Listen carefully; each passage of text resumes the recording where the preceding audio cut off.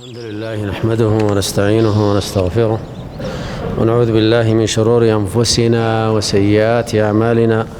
من يهده الله فلا مضل له ومن يضلل فلا هادي له، وأشهد أن لا إله إلا الله وأشهد أن محمدا عبد الله ورسوله صلى الله عليه وعلى آله وصحبه وسلم تسليما كثيرا. ثم ما بعد، أيها الأحبة، حياكم الله هذه الليلة في حديث سيكون حول يوم عاشوراء. يوم عاشوراء هو يوم الخميس بإذن الله عز وجل، ويوم التاسع سيكون يوم الأربعاء القادم بإذن الله. لما تنظر في يوم عاشوراء تجد أن النبي صلى الله عليه وسلم قد ربطه بموسى عليه السلام، وهذا يفيدنا بعض السنن الكونية الربانية. ومن هذه السنن سنة أن تاريخ الإسلام وتاريخ المسلمين هو تاريخ الأنبياء والرسل.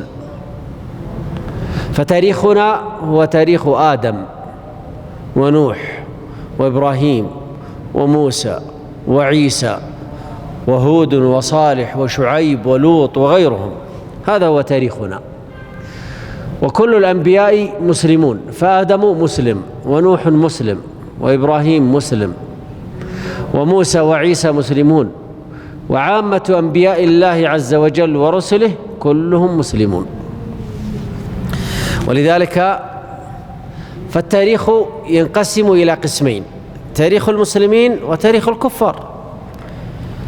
فالتاريخ الحقيقي للمسلمين هو تاريخ الأنبياء والرسل، أما تاريخ الكفار فهو تاريخ الكفر والإلحاد والشرك والضلال، مثل تاريخ فرعون مثلا، وقوم لوط وقوم شعيب وقوم صالح وقوم هود. هؤلاء تاريخهم الأسود، تاريخهم المظلم، بينما أولئك تاريخهم تاريخ النور والصدق والصلاح واليقين. قبل أن ندخل في قصة فرعون وموسى، ننبه إلى أن بني إسرائيل كانوا يعيشون في فلسطين، ثم لما انتقل يوسف عليه السلام إلى مصر ولحق به يعقوب عليه السلام وأبناؤه وعاشوا معه في مصر، جاءت أجيال بني إسرائيل في مصر، ولكن الأرض هي للفراعنة، وبنو إسرائيل جاءوا إلى تلك البلاد. فما الذي حصل؟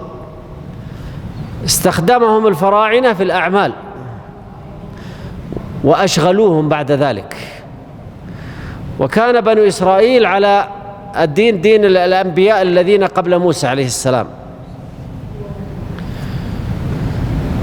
وفرعون استغل ذلك فآذى بني إسرائيل قبل موسى. حديث هذه الليلة يركز على قضية عاشوراء مع قصة موسى وفرعون. وقد درست قصة موسى وفرعون فوجدت أن موسى قد انتصر مع فرعون في 17 موقف، وهزم فرعون في تلك المعارك جميعا. وإليكم هذه المعارك التي دارت بين الحق والباطل، بين الإيمان والكفر، بين اليقين والحق مع الضلال والباطل. الموقف الأول: قبل موسى عليه السلام قال الله تعالى: إن فرعون علا في الأرض وجعل أهلها شيعا يستضعف طائفة منهم يذبح أبناءهم ويستحيي نساءهم إنه كان من المفسدين. فحقيقة فرعون أنه مفسد، وأنه ظالم، وأنه طاغية، وهكذا فشل لفساده وإفساده. فحملت أم موسى بهارون، حملت به في العام الذي لا يذبح فيه الغلمان، فولدته أمه علانية، ولدت هارون في العام الذي لا يقتل فيه أولاد بني إسرائيل، لأن كان فرعون سنة يقتل أولاد بني إسرائيل وسنة يتركهم، ففي السنة التي تركهم ولد هارون. ثم حملت أم موسى بموسى، وسيكون وضعه في السنة التي يذبح فيها غلمان بني إسرائيل، فخافت عليه.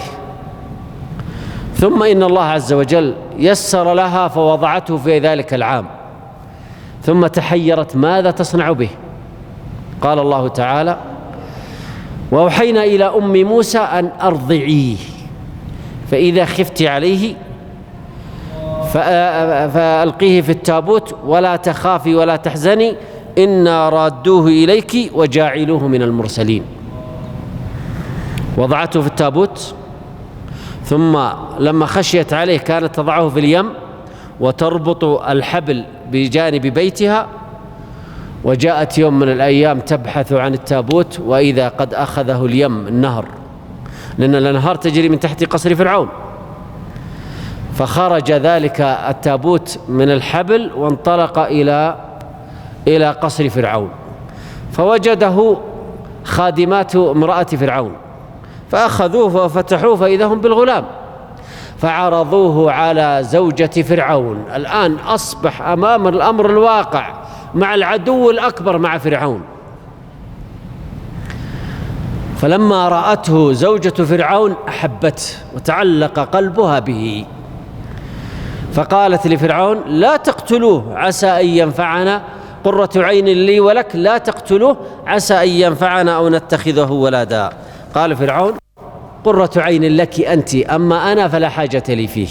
يقول النبي صلى الله عليه وسلم: والذي يحلف به لو أقر فرعون أن يكون قرة عين له كما أقرت امرأته لهداه الله كما هداها، ولكن حرم ذلك. انظر معي، يريد قتل موسى عليه السلام، ويأتي موسى فيعيش تحت كنف ذلك الذي يريد قتله. وهذا من تدبير الله عز وجل ونصر الله لدينه، فإن الله ينصر دينه مهما كان.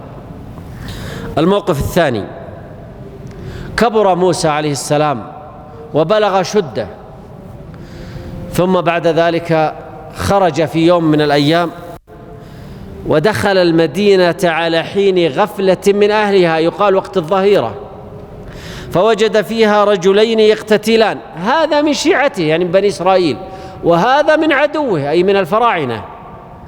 فاستغاثه الذي من شيعته على الذي من عدوه، فوكزه موسى، ضربه ضربة واحدة فقضى عليه، مات الرجل. ما كان يريد قتله، لكن كتب الله وقدر ذلك. وكل هذا من تدابير الله لنصر موسى على فرعون. فوكزه موسى فقضى عليه، قال: هذا من عمل الشيطان إنه عدو مضل مبين. اكتشف فرعون أن الذي قتل ذلك الفرعوني هو موسى عليه السلام الذي كان يعيش في قصر فرعون، فأرسل من يبحث عنه. فالله عز وجل دبر رجلا، فجاء ذلك رجل من أقصى المدينة يسعى، قال: يا موسى إن الملأ يأتمرون بك ليقتلوك فاخرج إني لك من الناصحين. فخرج منها خائفا يترقب، قال: رب نجني من القوم الظالمين. فخرج منها خائفا يترقب، فالله عز وجل أنجاه بذلك الرجل، جاء يسعى سعيا، وهذا من تدبير الله عز وجل. فلم يظفر به فرعون، انتصر موسى، انتصر صاحب الحق، انتصر صاحب النور، وانهزم صاحب الخذلان والفساد والكفر والضلال. الموقف الثالث: بينما كان فرعون في ملكه وأبهته، وصل موسى لمدين في جزيرة العرب جهة تبوك، هناك مدين شمال تبوك. وصل إلى جزيرة العرب، وهناك سقى غنم المرأتين، ثم إن الله عز وجل جعل له فرجا، فأسس بيتا وتزوج منهم، وكان له غنم، وعاش معهم 10 سنين حتى بلغ 40 سنة. فلما جاء وقت دعوته أراد الخروج من بلاد مدين للدعوة إلى الله عز وجل في أرض الفراعنة عند فرعون نفسه. الموقف الرابع: لما بعثه الله طلب أن يكون أخوه هارون معه، فالله عز وجل أعطاه أخاه هارون، فخرج إلى فرعون الطاغية. وتخيل، يترك بلاد مصر ولا يدعو فيها ويتجه إلى قصر فرعون مباشرة ليدعوه إلى الله عز وجل. وهنا لما دخل على فرعون قد خشي موسى أن يقتله فرعون، فقال الله عز وجل: كلا فاذهبا بآياتنا إنا معكم مستمعون. خلاص والله ما يستطيع عليه، لأن الله حكم، الحكم من الله. دخل قصر فرعون، دعاه إلى الإسلام. ولك أن تتخيل داخل القصر فرعون لوحده 36,000 ما بين حشم وخدم ووزراء وجنود. وإذا أبو موسى يشق الصفوف حتى يقف أمام فرعون، والملأ والوزراء والحشم والخدم متواجدون بين يدي فرعون، فيقف ويعلن كلمة التوحيد ويدعو فرعون إلى رب العالمين. هنا فرعون أراد أن يهين موسى أمام قومه وملئه، فحصلت المناظرة. قال فرعون: وما رب العالمين؟ أنت تدعو إلى رب العالمين، من رب العالمين؟ قال: رب السماوات والأرض وما بينهما إن كنتم موقنين. إذا كنت يا فرعون ترى أنك رب مصر، فالله رب السماوات والأرض. هذه عرف فرعون خطأه، أنت تتحدث عن رب السماوات والأرض، وفرعون يعرف رب السماوات والأرض.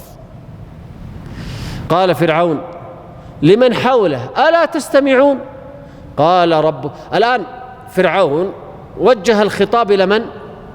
إلى موسى، فأجابه موسى، فترك موسى ووجه الخطاب لمن؟ للملأ الحاضرين في المجلس، للوزراء والمسؤولين الذين بين يدي فرعون. قال لمن حوله: ألا تستمعون؟ اسمعوا الكلام، يعني كلام فاضي اللي يقوله موسى عليه السلام. ألا تستمعون؟ قال. فموسى عليه السلام لم يوجه الكلام المرة هذه لمن؟ لفرعون، وجه الكلام لأولئك الملأ وترك فرعون. كما أن فرعون ترك موسى، موسى ترك فرعون. الأمر الآخر: فرعون يريد أن يشغلهم بأن يناقش شخص موسى، وموسى مصمم أن يتحدث عن الله. اسمع معي. قال لمن حوله: ألا تستمعون؟ قال: ربكم ورب آبائكم الأولين قبل وجود فرعون وقبل وجودكم. الذين في المجلس يعرفون فرعون كاذب، ولذلك بدت الصورة تختلف في الأذهان. قال: إن رسولكم الذي أرسل إليكم لمجنون. فموسى عليه السلام رجع مرة ثانية يتحدث عن الله. الآن بدأ فرعون يهاجم شخص موسى: إن رسولكم الذي أرسل إليكم لمجنون، وترك الكلام في الله. موسى مصمم إلا رب العالمين. قال: رب المشرق والمغرب وما بينهما إن كنتم تعقلون. أنت يا فرعون تصفني بأني مجنون؟ المجنون الذي لا يؤمن بالله. قال: رب المشرق والمغرب وما بينهما إن كنتم تعقلون. قال: لئن اتخذت إلها غيري لأجعلنك من المسجونين. لما هزم فرعون في المناظرة ما وجد أمامه إلا استخدام القبضة الأمنية واستخدام الجنود لأجل إيذاء من؟ إيذاء موسى. قال: لئن اتخذت إلها غيري لأجعلنك من المسجونين.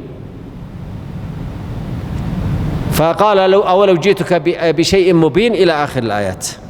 هنا شعر فرعون بالهزيمة فرجع إلى استخدام القوة. الموقف الخامس: أراد أن يفضح موسى ومن معه في لقاء عام يحضره كل الناس يوم العيد، يوم الزينة، فاتفق مع موسى على يوم الزينة. قال فرعون: أجئتنا لتخرجنا من أرضنا بسحرك يا موسى؟ فلنأتينك بسحر مثله فاجعل بيننا وبينك موعدا لا نخلفه نحن ولا أنت مكانا سوى.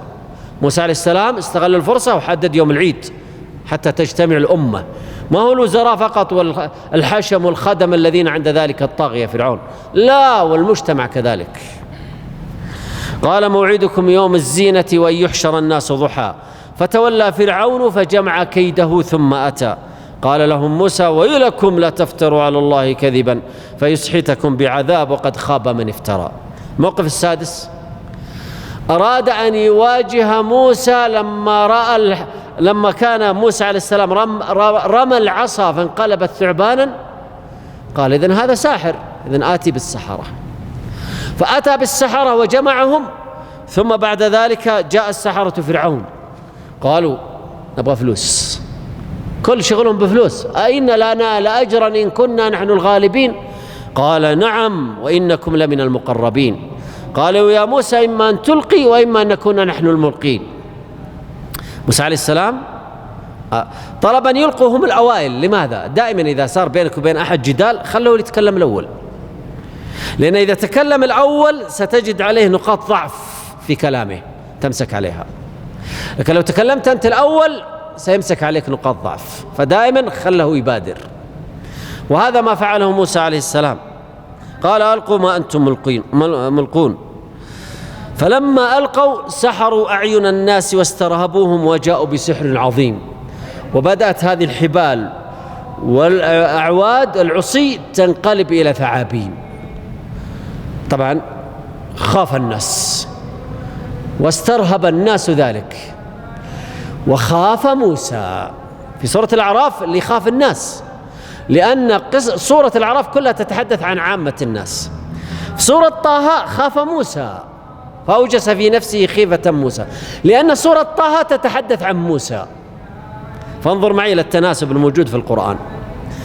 فالله عز وجل أوحى إليه أن ألقي عصاك، ألقى عصاه فبدأت تأكل ما يأفكون، تلقف ما كانوا يأفكون، أكلت الحبال العصي كلها. طبعا عدد السحرة يقال أنهم 40,000 كما في كتب بني إسرائيل، ولك أن تتخيل 40,000 كل واحد مع عصا وحبل، يعني 80,000.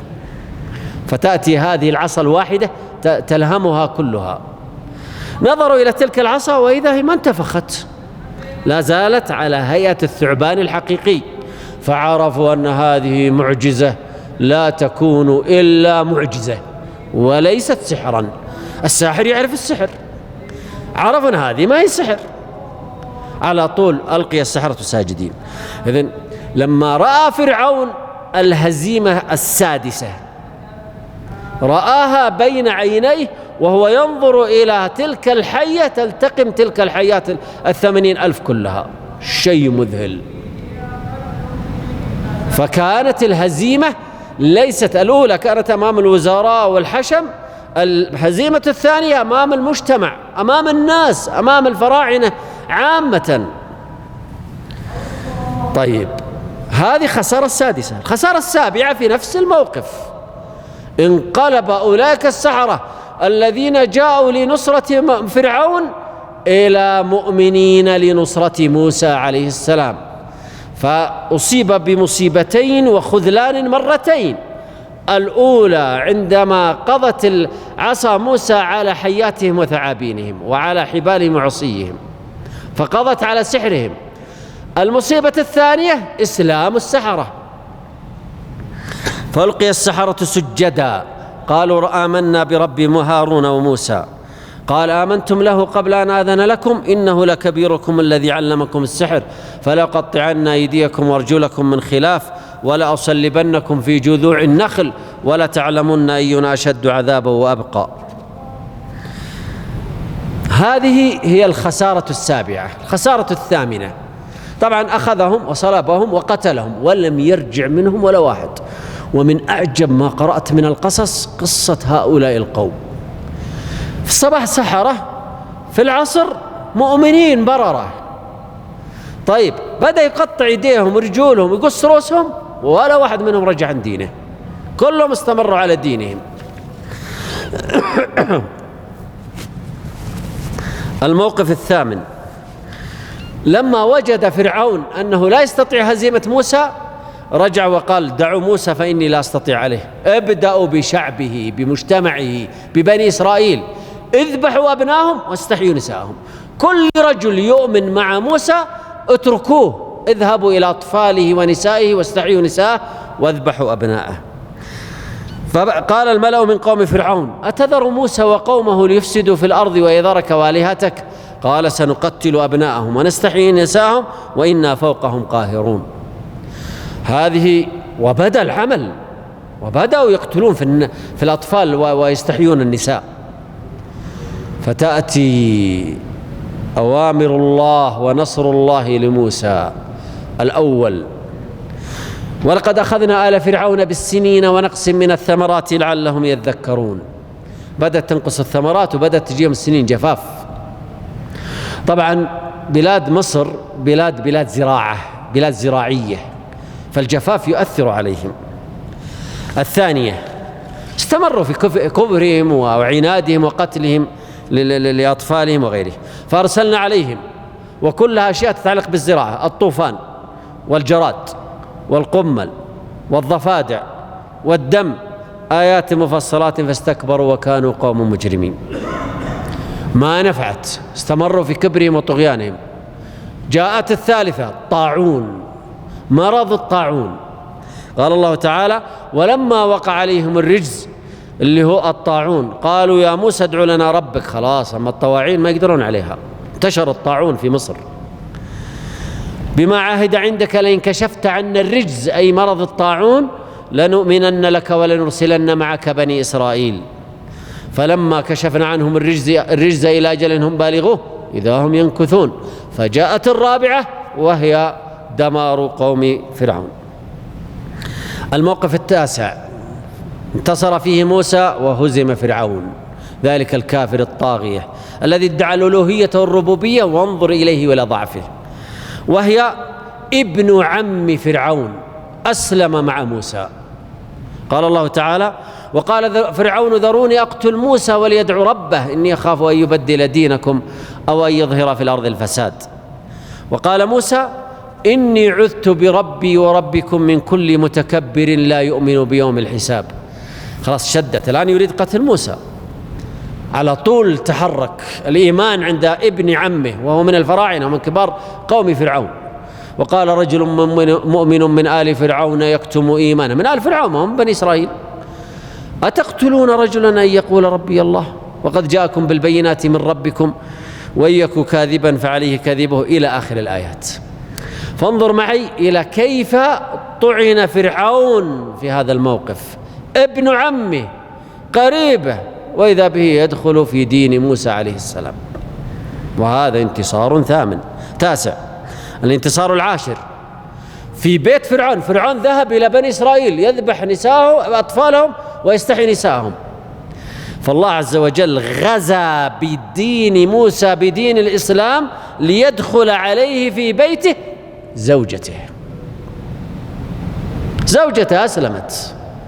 تخيل معي فرعون والصدمة، ابن عمه وانجاه الله منه، الثاني زوجته وإذا بها أسلمت فقتلها. وضرب الله مثل الذين آمنوا امرأة فرعون إذ قالت رب ابن لي عندك بيتا في الجنة ونجني من فرعون وعمله ونجني من القوم الظالمين. انظر معي أي هزيمة لذلك الطاغية الكافر الملحد الذي ادعى الربوبية والألوهية، وإذا بزوجة التي تحت بطنه تسلم. الموقف 11: الخدامة اللي في البيت، الخادمة اللي في البيت أسلمت، وهي ماشطة بنت فرعون، فأسلمت الخادمة وأسلمت الزوجة وأسلم السحرة وأسلم ابن عمه.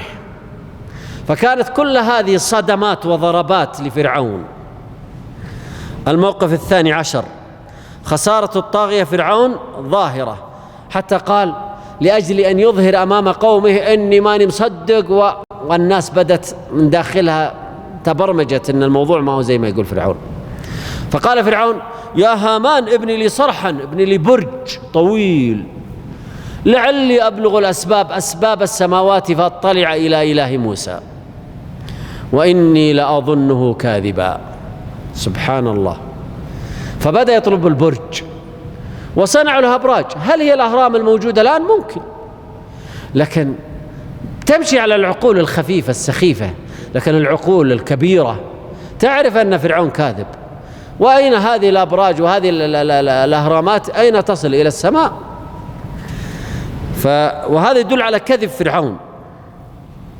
فقال الله تعالى: وكذلك زين لفرعون سوء عمله وصد عن السبيل وما كيد فرعون إلا في تباب.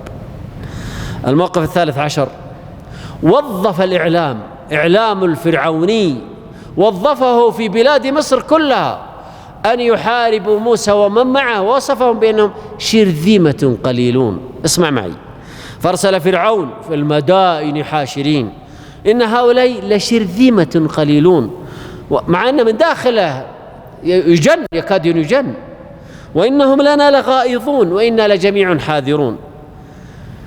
فعاقبه الله، قال بالاقتصاد، لما حرك الإعلام ضد موسى عاقب الله بالاقتصاد. اسمع: فأخرجناهم من جنات وعيون وكنوز ومقام كريم كذلك ورثناها بني إسرائيل. فالرزق بيد الله والأمر بيد الله. فانظر لما هذا الطاغي الظالم، هذا المجرم، هذا الكاذب المسرف في الكذب وفي البهتان، أرسل إعلامه وحرك إعلامه في مدائن مصر، فتحرك إعلامه، فكانت النكبة في اقتصاده. الموقف الخامس عشر: استعراض القوة والحياة والهيبة والأبهة الفرعونية. ونادى فرعون في قومه قال: يا قوم أليس لي ملك مصر؟ طيب وبعدين؟ وهذه الأنهار تجري من تحتي. طيب من الذي خلق الأنهار؟ من الذي خلق هذه القصور؟ من الذي خلق الأرض؟ بماذا تتحدث عن بناء قصرك فوق نهر؟ فقال: وهذه الأنهار تجري من تحتي. ما قال أفلا تعقلون، أفلا تبصرون، لأن ما يبغون يفكرون، ما يريد منهم أن يفكروا. فقال: أليس لي ملك مصر وهذه الأنهار تجري من تحتي أفلا تبصرون أم أنا خير من هذا الذي هو مهين ولا يكاد يبين. فلولا ألقي عليه أسورة من ذهب. أعطي ليه؟ ما عنده ذهب، ما عنده فلوس. موسى ما عنده فلوس، لكن عنده الحق، عنده الدين اليقين الصحيح. فهذه الكلمات ما تمشي على العقلاء من قوم فرعون، لكن الضعفاء العقول فاستخف قومه فأطاعوه إنهم كانوا قوما فاسقين. الموقف السادس عشر: بدأ موسى يدعو على فرعون وقومه فاستجاب الله له. اسمع معي، وهذا انتصار بالدعاء. وقال موسى: ربنا إنك آتيت فرعون وملأه زينة وأموالا في الحياة الدنيا ربنا ليضلوا عن سبيلك ربنا اطمس على أموالهم واشدد على قلوبهم فلا يؤمنوا حتى يروا العذاب الأليم. النصر قال: قد أجيبت دعوتكما موسى وهارون فاستقيما ولا تتبعان سبيل الذين لا يعلمون. فالدعاء نصر، الدعاء من نصر الله عز وجل. الموقف السابع عشر وهو الأخير: مطاردة فرعون لموسى. طارده حتى وصل هو وبنو إسرائيل البحر، فلما وصل إلى البحر في الصباح انطلق فرعون بجنوده، ما بقي جندي لو أخذه، واتجه جهة البحر لأجل أن يذبح موسى وبني إسرائيل جميعا ويفنيهم عن بكرة أبيهم. بنو إسرائيل ما عندهم شيء. فلما تراءى الجمعان قال أصحاب موسى: انتهى الموضوع، سنذبح اليوم، إنا لمدركون. لكن موسى عليه السلام يرتبط بمن؟ بالله. قال: كلا إن معي ربي سيهدين. هنا ضربوا موسى البحر بعصاه فانفلق 12 طريقا في البحر، ثم أجرى الله الريح فيبس البحر في ثواني. مر بنو إسرائيل، اغتر فرعون ومن معه وقالوا: كما مر بنو إسرائيل نمر نحن. فلما خرج بنو إسرائيل وتوسط الفراعنة البحر حرك الله البحر فأغرقوا جميعا. فكانت الهزيمة النهائية لذلك المسرف المرتاب، لذلك الجبار المتكبر الكافر الظالم، ظلم نفسه فادعى الربوبية والألوهية وهي حق من حقوق الله عز وجل. وبهذا قضى الله عز وجل على فرعون وقومه، وكان النصر الأخير وكانت النهاية. وهذه النهاية لو نظرتم فيها كانت في الماء. ومن العذاب الذي عذب الله به البشرية الماء. فإن قوم نوح كان هلاكهم بالماء، وإن عاد كان عذابهم أيضا بالريح وبالماء، فلما رأوه عارضا مستقبل أوديتهم قالوا هذا عارض ممطرنا بل هو ما استعجلتم به ريح فيها عذاب أليم. وكان هلاك قوم موسى بالمطر، قوم لوط بالمطر، وأمطرنا عليهم مطرا فساء مطر المنذرين، لكنه مطر من نوع آخر. وكان هلاك فرعون بالماء. أيها الأحبة، وآخر آية ذكر فيها فرعون سورة الفجر، قال الله تعالى: وفرعون ذي الأوتاد الذين طغوا في البلاد فأكثروا فيها الفساد فصب عليهم ربك سوط عذاب إن ربك لبالمرصاد. هذا اليوم كان نقطة فاصلة في تاريخ البشرية، دمر الله فيه فرعون وجنوده ومملكته وكل ما معه وأورثها بني إسرائيل. وهكذا انتصر الحق على الباطل، وانتصر الإيمان على الكفر، وانتصر أهل العدل واليقين على أهل الظلم والطغيان. انتصر المؤمنون الصادقون والناجحون موسى ومن معه، وفشل الكافرون المتكبرون الظالمون فرعون ومن معه. أيها الأحبة، وفي ختام هذه الكلمة، صام موسى ذلك اليوم شكرا لله على هذه النعمة، ثم صامه اليهود واستمروا يصومونه حتى جاء زمن النبي صلى الله عليه وسلم، وكان النصارى يصومونه يعظمونه وكأنه تقليد أخذوه من اليهود، وكانت أهل مكة قريش يصومونه أيضا. فلما جاء النبي صلى الله عليه وسلم صامه في مكة، ثم هاجر إلى المدينة فوجد اليهود يصومونه فصامه وأمر بصيامه، ثم فرض عاشوراء وأصبح واجبا. فلما فرض رمضان في السنة الثانية أصبح عاشوراء سنة.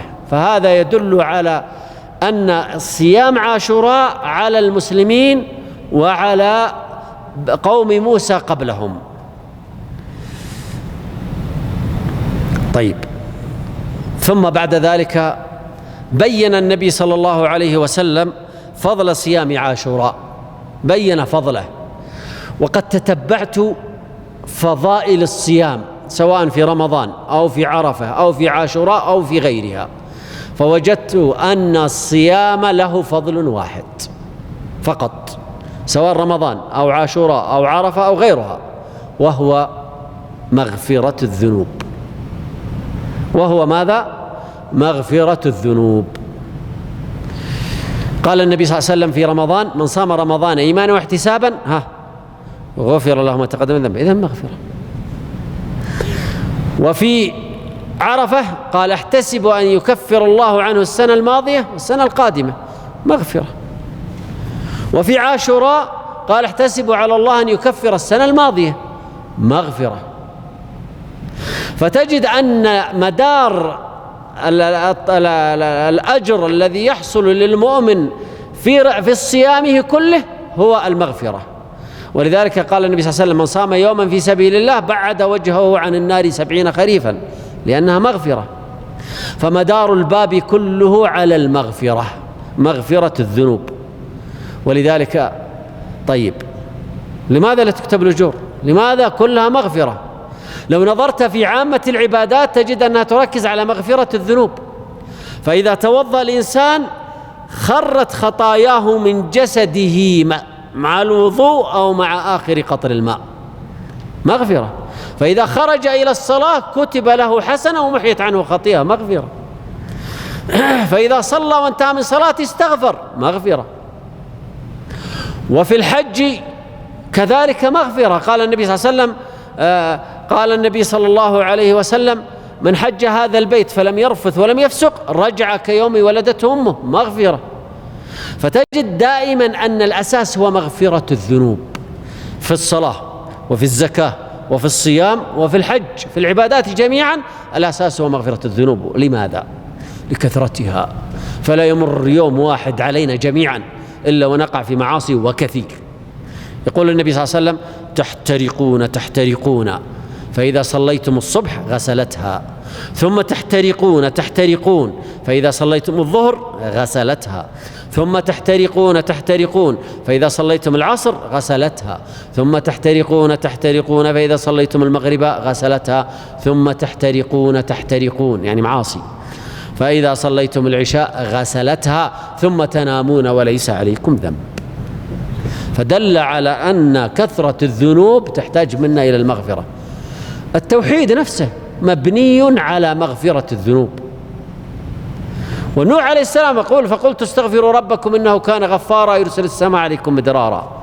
فأساس الأجور وأعظمها هو مغفرة الذنوب.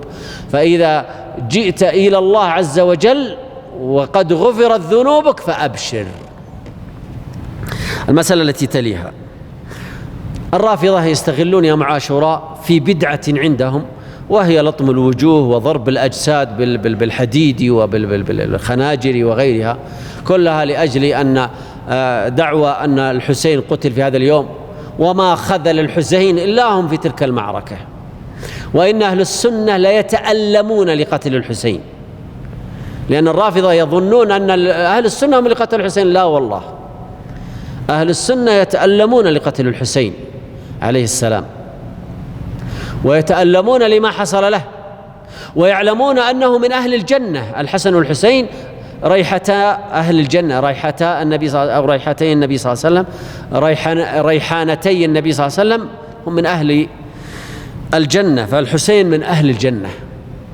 وما حصل له آلم كل مسلم وكل صاحب سنة، لكن هذا قدر الله عز وجل. بقي المسألة الأخيرة واختم بها: متى يكون صيام عاشوراء؟ الذي يظهر لي والله أعلم الخلاف فيها موجود ومستساغ، لكن الصيام يكون 9 والعاشر، ما في شيء اسمه 11.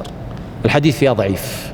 أما الحديث الصحيح التي في صحيح مسلم وغيره قال النبي صلى الله عليه وسلم: لئن بقيت لأصومن 9. هل يصوم 9 لوحده أو 9 مع 10؟ يصوم 9 مع 10، لأن ابن عباس راوي الحديث قال: صوموا يوم عاشوراء، صوموا 9 والعاشر. فمن أراد أن يصوم يوم الأربعاء ويوم الخميس.